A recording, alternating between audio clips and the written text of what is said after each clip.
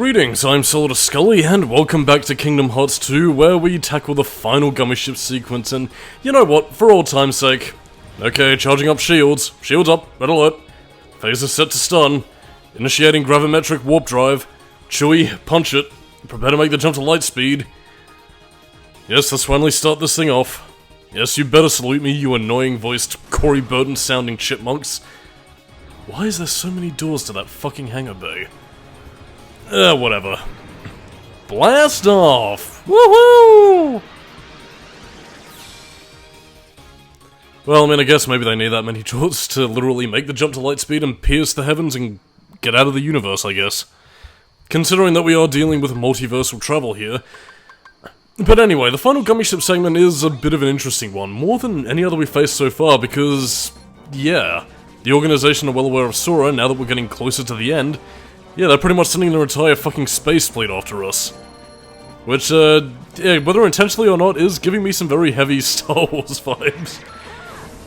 Which, again, is more fitting now. I mean, if, well, I mean, at least if the rumors about Star Wars being a part of Kingdom Hearts 4 are to be believed, but again, we shall see. However, the important thing to note is, looking at the background right there, we are getting close to, well, the edge of nothing.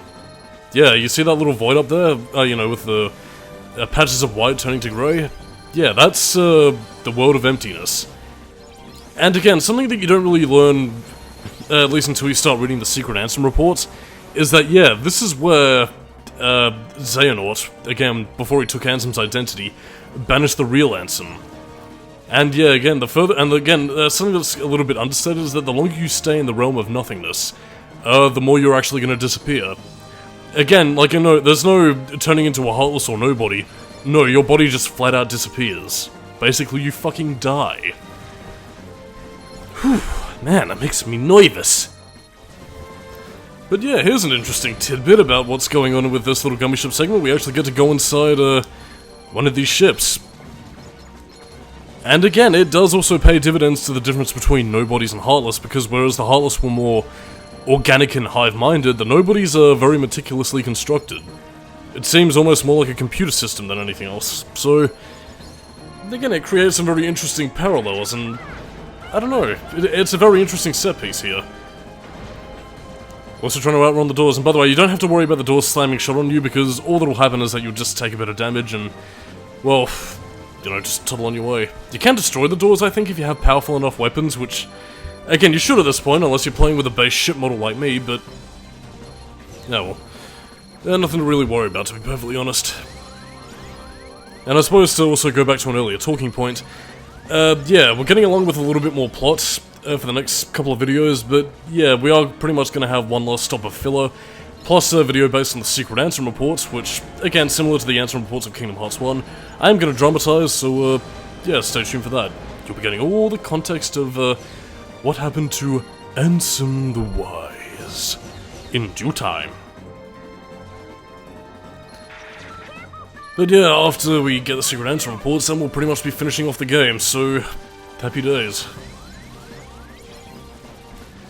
Okay, I'm convinced that this had to have been inspired by the trench run of the second Death Star. Because, I mean, this right here seems incredibly familiar to when Lando and fucking Face Flaps Man, you know, just flew into the center, put a torpedo in its ass, and out they went. Which also made for a very pain-in-the-ass mission in Rogue Squadron 2, I think it was. Was it Rogue Squadron 2? I think it might have been 3. No, I think it would have been 2, because the final mission was blowing up the Death Star again. I'm guessing that this might be another one of those optional things you might be able to destroy, but, again, you're not going to be seeing it here. Look out, it's about to fire! Kent, what you didn't see was Sonic and Tails being taken down on the tornado. Teehee, Sonic reference, whatever, viewership, whatever. We did it! Woohoo! We never have to go through another tedious Gummi Ship segment ever again, and from this point forth, Twilight Town is always accessible, so hell yeah.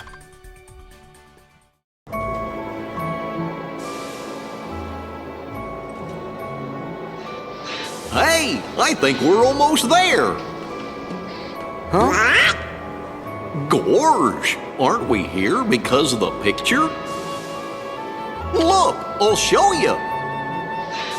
Yeah, you're just right. Come on, let's go find this mansion. Yeah, even though we could have checked it out right at the beginning of our adventure, wondering what the fuck was going on and could have provided us context and clues, but yeah. Although I will say though, like, I mean, a lot of detractors of the second visit to Disney World, I will grant them one thing, is that, yeah, it does kind of make the pacing of the plot a little bit weird, because again, right at the end of Radiant Garden, right before, you know, we finished, you know, the Battle of 1,000 Heartless, again, we had the whole thing with the picture of Roxas wondering what the hell's going on, and, well, again, for one thing or another, the pacing does kind of come back oddly after you've done all the Disney Wars and have probably forgotten about that at some point. But yeah, regardless, so speaking of things that were forgotten, Zoldan's Heartless, that I thought only he had control of, here in Twilight Town. Oh well, I mean, again, I suppose the subservient nobodies themselves don't disappear, but the creator does, so I don't know, maybe they're just residual troops that Xemnas had in stock and figured, ah yes, I will use them to defeat Sora, even though he defeated their boss nobody. But anyway, while we are continuing with plot in this part, we are also going to be taking a bit of a detour. One thing is because, well, getting some treasure chests, but another case is also that I want to show off a few grinding spots for the nobodies. Since again, these are pretty much the regular areas where you'll encounter them, and of course, give you the best place for synthesis. Again, nobodies usually do tend to drop, you know, dense shards and stuff like that, so, again, if you're looking for the regular regular nobodies and or, you know, certain subsets that will give you those tasty drops, yeah, the Twilight Town Underground is pretty much the perfect place to find it. I mean, granted, there are a few other areas in the game, such as, well, blankety blank, Haven, the place that looks like Haven City from Jak 2, and of course, well, a couple of other areas in Twilight Town itself, like the pod chamber where, you know, Sora first woke up. Those are pretty much going to be your primary grinding spots if you're interested in synthesis, and yeah, I suppose since we have reached Twilight Town at this point, you have pretty much all the areas open to you that you would need for synthesis, so yeah, the world's your oyster at this stage. That being said though, to also sort of reiterate, I don't know if I brought this up in the previous parts or not, but yeah, I'm pretty much only going to be showing off the synthesis stuff by the time we actually, you know, have what we need to unlock the ultimate weapon. Which again, I will be showing off, and at the same time, you know, you will be seeing, but again, I figured to cut out the sort of tedium that you saw in Kingdom Hearts 1, at least when it came to synthesis, I might as well just sort of show you the end result. I mean, again, I am pointing out grinding spots, you know, so again, you'll know where to go, but apart from that, like, when it comes to grinding and synthesis, again, you'll mainly be getting all that you need along the way. Again, you're only really going to be going out of your way if you just want to buff your character up a little bit more by, you know, synthesizing items of a higher value, like turning the power band into the buster band, which would, again, therefore boost up your strength, but again, if you're not really one to care about the whole sort of stats and numbers game, then again, you'll pretty much just collect items you find through treasure chests, and they'll serve your needs just fine. Well, I mean, I suppose unless you maybe playing on critical mode where you probably need all the help you can get, but either way, this is a bit of a sight for sore eyes. Sunset Hill. And yeah, since we only visited this place in the date of Twilight Town, all the treasure chests are here with more delicious items, so yeah, I do apologize for taking a bit of a detour for those of you who just want to get the story moving again, but, you know, I figured I might as well give you the $10 tour, show some grinding spots, and, well, you know, get some treasure chests to at least show you what's here, because, I mean, again, you are getting some pretty good stuff, like mithril shards and everything else, and the waterfall that contained the shadow of the Roxas. Yeah, but yeah, apart from that, I don't really think much of the dialogue or anything really changes, but I don't know. It's just more sightseeing for places we haven't been in so long. And fittingly, this is also where you get a lot of the remaining puzzle pieces. But yeah, a bit of a shame you don't really get to see anything else banging about here. But anyway, it is still nice to get some extra items and appreciate the areas, because again, I kind of feel like, well, again, I suppose the fact that it was the first tease world, and to delve back into a bit of trivia, even back in the, like, early conceptual Kingdom Hearts 1 days, yeah, there actually was some floating artwork around of Twilight Town. A very early looking Twilight Town, mind you, with a lot more purple in its color scheme, but again, Twilight Town was a thing even way back in, you know, the very conceptual phases, so I don't know, I get the impression that when they finally got to Kingdom Hearts 2, they were really able to expand and develop the town to its fullest extent, and, you know, fair dues to it. It is one of the most beautiful looking worlds in the Kingdom Hearts franchise, I'd say. Again, I'd really like to live in a place like this. It's so peaceful and tranquil.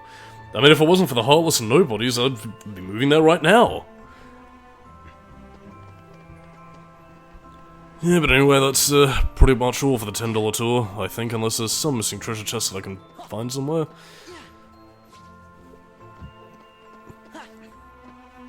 And then a ball comes out and hits Sora in the face. You see, I'm a nice guy. I like to heal my companions, even though they didn't really need healing. But it must have felt fan-flibbity-tastic anyway. The 7 Wonders. Actually, that does make me wonder, actually. Is this just meant to be conflated town myth, or, again, in a similar case to, well, again, actually, no, this wouldn't be the same case, because, yeah, that was pretty much all of, again, if it wasn't Diz or Riku's doing, then this was, yeah, something odd. Or strange in your neighborhood. Yeah, you can't take the train. Well, actually, no, you can't take the train, really. And there's no Silent Hill 3-esque scenario of getting pushed onto the train tracks or insane Roxas walking off like a dumbass.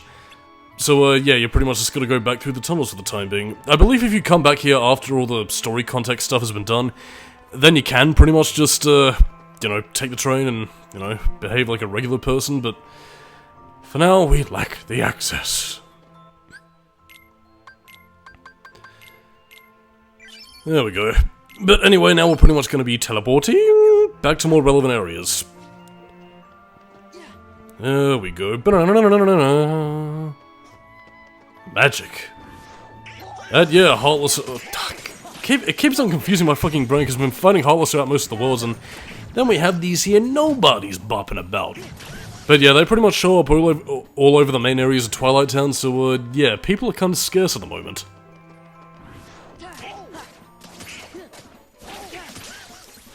So yeah, on to more pressing matters. Again, as I said right at the beginning of the train station, go to the mansion. Yeah.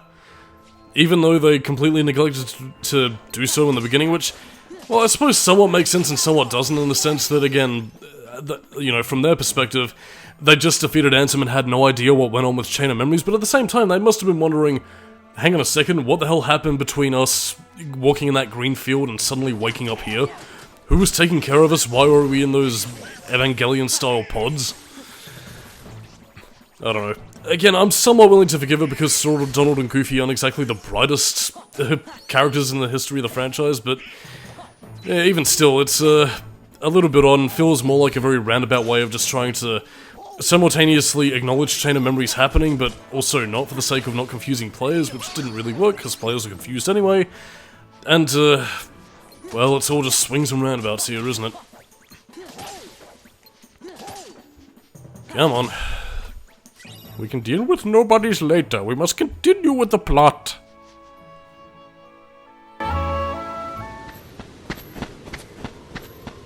Hey, are you alright? What happened?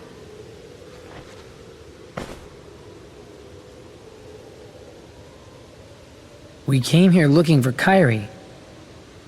Then those white things attacked us. You gotta be careful. Yeah, you guys didn't have to go and do that. Of course we did. Kairi's our friend too, you know.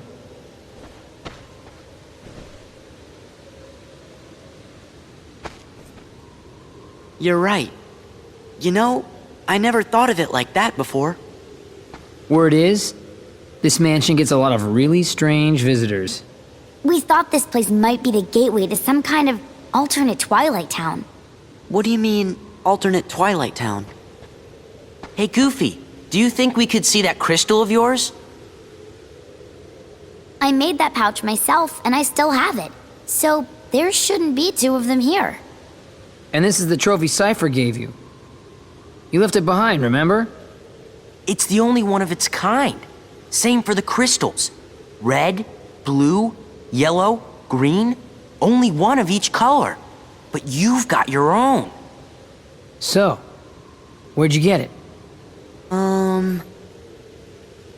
The pouch is from the king. When he gave us money for the train ride, he gave us the crystal too. But then, where did the king get it? See? There's gotta be another town out there like this one. That would explain how the king got that pouch in the crystal. Everything makes sense. It does? That other town must be where whatever's missing from here went. Like Kyrie. I get it.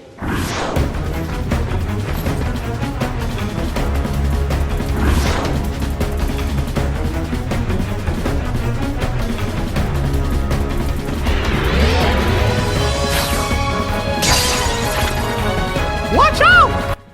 Bit of a delayed reaction there, Mickey. I mean, actually, especially considering that he already took off the threat that we were going to be attacked by herding thing.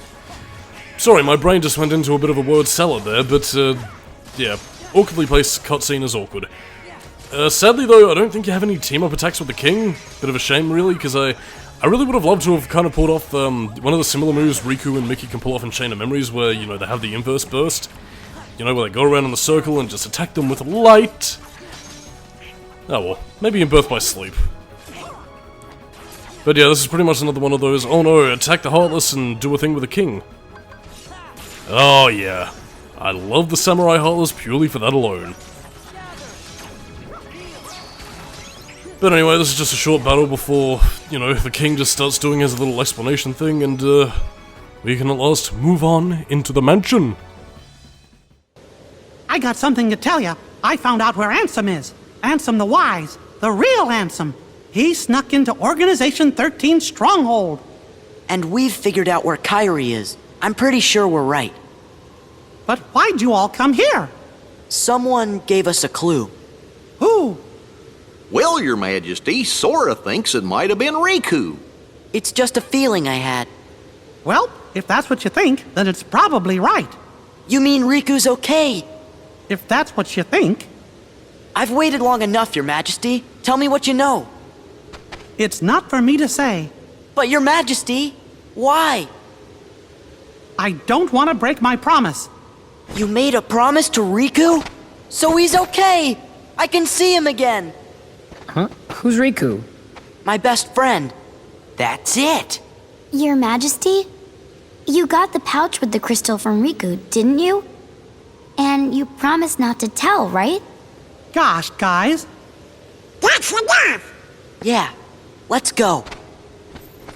Kyrie, Riku, we're on our way. Sorry, you teasing little bastard, but anyway, after playing a little bit of item management, the game, there is actually one thing I would like to touch upon, and again, one thing I am kind of thankful that the scene in 358 over 2 days does sort of delve into a little bit more, is that, again, we all know, well, again, I'm assuming that you've watched the commentary. Again, it is 2 hours, and you should watch it because it's my videos, and because it's me, you should watch it. But, yeah, spoilers for 358 over 2 days, I'm going to be spoiling because I already covered the game, but, yeah, you get to learn the reason why Riku didn't really want, Sora seeing him as he was, and that's because, well, continuing the plot point from Chain of Memories of Ansem's dark essence still being within him, yeah, Riku was heavily ashamed of himself, what he did in Kingdom Hearts 1, and basically all that he had to make up for. And, yeah, although he is helping from the sidelines, as we could see in, you know, the Land of Dragons, yeah, he's also ashamed and, is... Again, they don't say it outright, but it seems to me that he's implicitly looking for death. Again, obviously death by noble causes by defeating the Organization 13 and, you know, helping Sora on his way, but... Yeah, Riku, really has it rough around this point in the game. Will we ever see him again? I guess only time will tell. But yeah, anyway, Mickey, being the absolute brosif to Riku as he is throughout this series, decides to pretty much keep his promise, and well... Yeah, as was elaborated on in 358 over 2 days, Mickey is pretty much made a promise to Riku to guide and help Sora, Donald, and Goofy in their quest. So again, Mickey's pretty much actively helping them, while Riku is pretty much helping them from the shadows. Which in this case is primarily through helping, you know, the likes of Naminé, Axel, and Kairi. But that remains to be seen. Of course, again, if you remember all the way back in the early parts of the commentary with Roxas's adventures throughout this place, yeah, the layout's pretty much the exact same, and again, to reiterate what before, and I'm gonna say it again here, who was the unicorn member of the Foretellers? I think it was Ira? Or was that? No, Seb was the bear one, Ira was the unicorn. Yeah, given the unicorn theming, I'm guessing that this probably ties into the ancient Keyblade stuff because, well, I don't know, a lot of the visual symbolism just kind of gives me vibes of that. Again, I don't know if they're going to be expanding upon this, you know, at all in Kingdom Hearts 4, but it would be interesting to see because the Foretellers seem to be our antagonists this time around. Even though, I don't know, again, Kingdom Hearts 4 is shrouded in a lot of mystery, and again, it's the sort of thing where I am legitimately excited to see where the series goes, because even with Kingdom Hearts 3, and, you know, it was already a bit of a foregone conclusion as to what was going to happen and how we were going to finish that specific saga, but yeah, Kingdom Hearts 4, literally anything could be possible, so I don't know, that's why I still have hope and enthusiasm for the series in spite of its labyrinthian plot twist. Anyway, let's explore further. You don't have Glide yet, don't even bother, or do I get this? Nope. Yes indeed, denied until you get Glide. But how do you get Glide, I hear you ask? Well, not from here, because we entered the Chain of Memories room, and now I've forgotten what forgetting is forgotten about. But yeah, I don't know why I was showing this off again, I guess maybe because I thought I didn't show it off before, even though I did. But yeah, Chain of Memories style command menu. I mean, very brief, but, you know, appreciative. Again, it's pretty much just there to show that nothing has really changed so much. I mean, again, you still have the same sort of badly drawn pictures that Namine drew, so, yeah, whatever. All you're really coming here for is a puzzle piece, and that's all she wrote. Again, the main place you want to go to is pretty much Ansem's computer... Sorry. Had to edit that out a little bit there, so you probably got a few seconds of silence, but, yes. Now that we have access to the computer imp, but first violence, yeah, then we'll pretty much be finishing things off here. So, yeah, just examine, Ira's symbol, I suppose, and moving on down to other things, but first, more violence, so, yeah, I suppose next time on the Kingdom Hearts 2 commentary, we are pretty much going to be continuing the story further. And, yeah, more action, more plot twists than you can shake a Keyblade at, and of course more dramatic revelations. So, on that note, I'm Solidus-Skully, keep it new metal, and as soon as we defeat this, well, Dragoon nobody, I'll catch you dudes and dudettes next time. Bye-bye.